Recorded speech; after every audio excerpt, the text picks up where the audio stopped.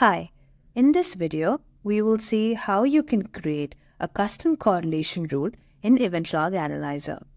To access the correlation rule builder, simply navigate to the correlation tab and click on Manage Rule and then select Create Correlation Rule.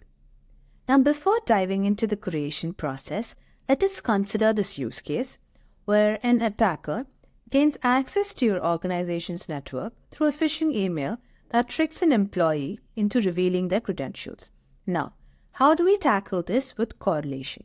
Firstly, let's start off by naming the rule. I'm giving it stealthy access and erasure.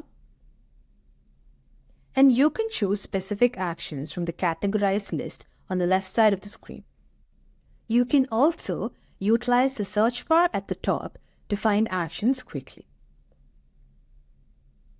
And once you're done, you can customize the order of actions by simply dragging and dropping, or remove an action by clicking the delete icon on the right. So action 1 is for when the attacker uses the stolen credentials to create a seemingly legitimate user account. And action 2 is when the attacker leverages their access to modify firewall policies, allowing them to navigate through the network undetected. And action 3 is for when they want to cover the tracks by erasing any evidence of their initial entry point. Now back to configuring the custom correlation rule.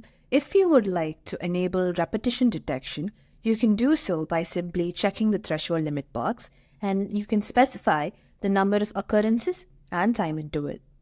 You can also define the time interval between the actions by entering values under the followed by within label. You can use seconds or minutes from the drop-down menu. You can access advanced options by clicking on Filter in the top right corner of the action and select a filter field from the drop-down list provided and select the comparison type and enter the required details. And that's how you create your own custom correlation rule in EventLog Analyzer.